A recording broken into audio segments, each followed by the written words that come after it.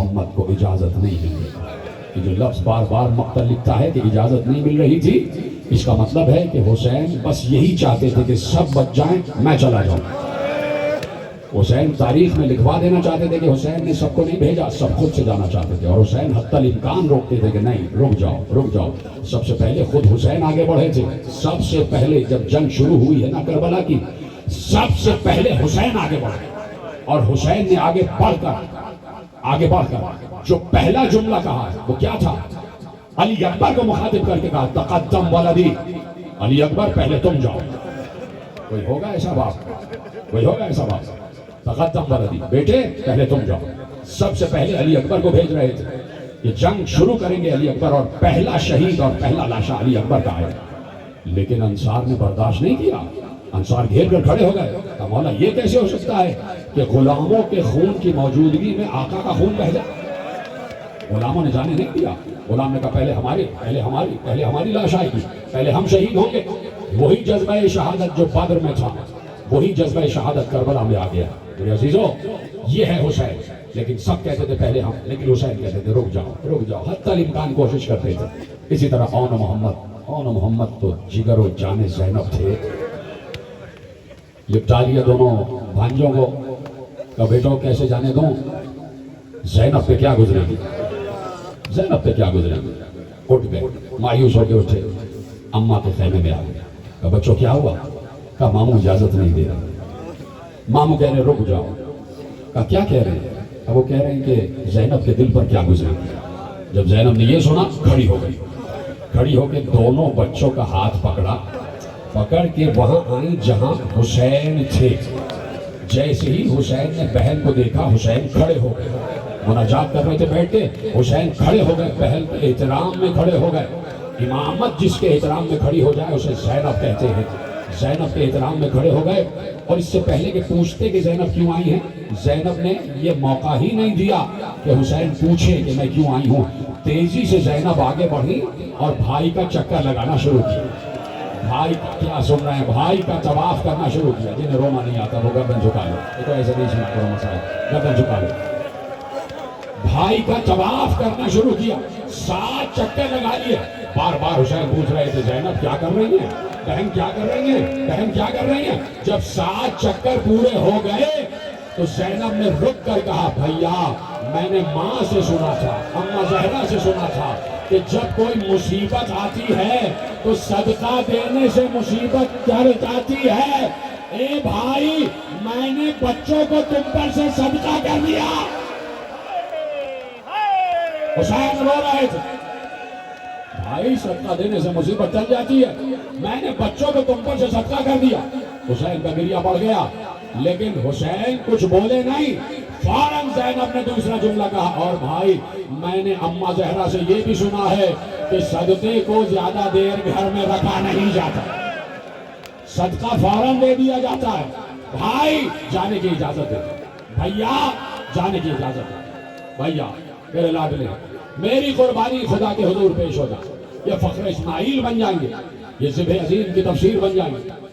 کہا زینب آپ نے حق کا واسطہ دیا ہے، اب حسین رک نہیں سکتا. چلو اون محمد تیار کرتے ہیں.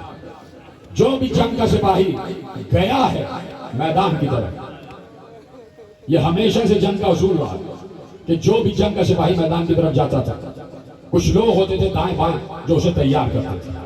سر پر خود رکھتے تھے، بدن پہ زرہ پہناتے تھے، بازوؤں میں جوشن پہناتے تھے، ہاتھوں میں دستانے پہناتے تھے، پاؤں میں جوتے، کمر میں پٹکا، پہلو میں تلوار. کوئی اور ہوتا تھا کہ جو تیار کراتا تھا پورے سپاہی کو. جیسے خندق میں پیغمبر نے علی کو تیار کیا، تو کوئی اور ہوتا ہے جو سپاہی کو تیار کرتا، اور کوئی سپاہی ہی ہوتا ہے جو جانے والے سپاہی کو تیار کرتا. مجھے نہیں پتا یہ جملہ کیسے سنو گے. کوئی سپاہی ہی ہوتا ہے جو جانے والے سپاہی کو تیار کرتا ہے. حسین نے اون اور محمد کو تیار کیا. زینب دیکھ رہی تھی کہ سپاہی کو تیار کیسے کیا جاتا ہے. جیتے رہو، سلامت رہو.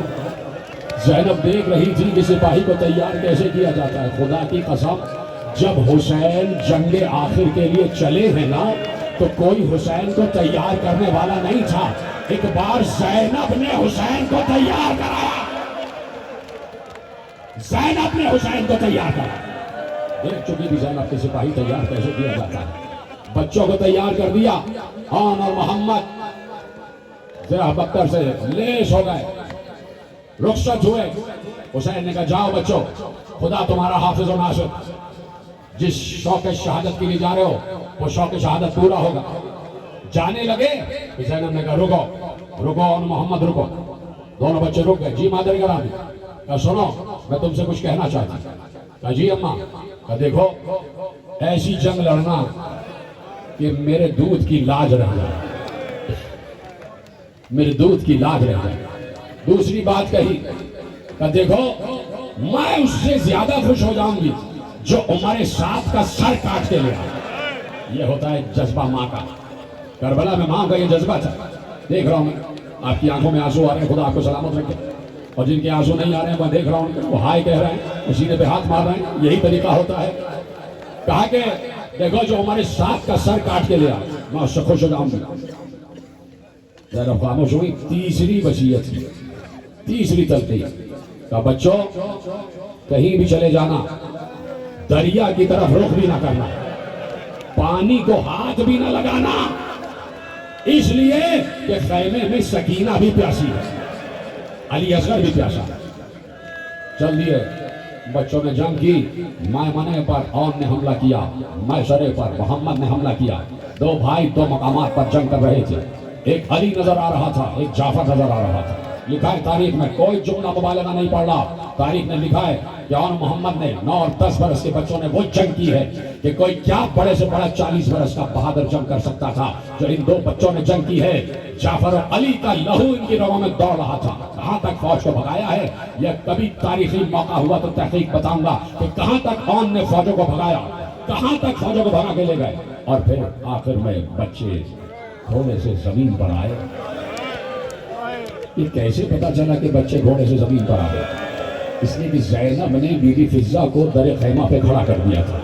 کبھی بھی فضہ آپ مجھے بتاتی رہیے گا کہ میرے بچے جنگ کیسے کر رہے ہیں۔ فضہ دروازے خیمہ پہ تھی، بتاتی رہی شہزادی بچوں نے حملہ کر دیا، شہزادی بچے ایک غضبناک باز کی طرح فوجوں پر جھپٹ رہے۔ ہر جملے پہ زینب کہتی الحمدللہ الحمدللہ، اور شہزادی بچوں نے کشتوں کے پشتے لگا دیے، وہاں سے الامان کی آواز آ رہی ہے، زینب نے کہا الحمدللہ، اور شہزادی ادھر سے حملہ ہو رہا ہے، ادھر سے حملہ ہو رہا ہے۔ بی بی کہتی تھی الحمدللہ، مسکرا رہی تھی زینب، خوش ہو رہی تھی زینب، کہتی تھی الحمدللہ۔ ایک بار فضہ نے کہا شہزادی بچے دریا تک پہنچ گئے، بچے دریا تک پہنچ گئے۔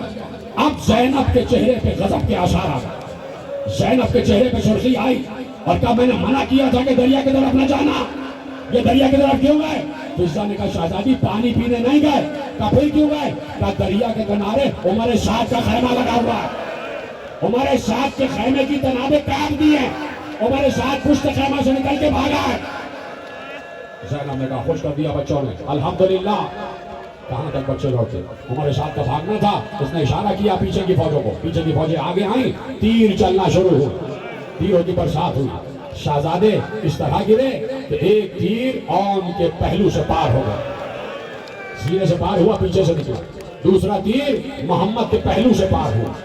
جیسے ہی بچے ڈگمگانے لگے، کسی نے آگے بڑھ کے اون کی پشت پر نیزہ مارا، دوسرے نے آگے بڑھ کے محمد کی پشت پر نیزہ مارا، بچے زین پر ڈگمگائے اور ڈگمگا کے زمین پر گرے، آواز دی چچا آپ پر ہمارا سلام، ختم ہو گئی بات، دو ننھے ننھے تابوت آنے والے ہیں، تم نے گریے کا حق ادا کر دیا، خدا تمہیں سلامت رکھے، اور زینب کی دعائیں تمہارے ساتھ ہوں کہ زینب کے بچوں پر تم گریا کر رہے ہو، اگر ہو سکے تو اس غریب سید زادے کی ایک خواہش ہے کہ تم یا تو سینے پہ ہاتھ مار لو یا سر پہ ہاتھ مار لو، یہی آوازیں آ جانی چاہیے۔ آخری جملہ کہہ رہا ہوں، حسین اور عباس اون و محمد کے لاشیں اٹھا کے لائے، خیمے میں رکھے، بیویوں نے طواف کیا، بیویاں رو رہی تھی، حسین نے کہا زینب نظر نہیں آ رہی، اب جو خیمے میں گئے تو دیکھا زینب سجدے میں، پروردگار تیرا شکر ہے میرے بچے شہید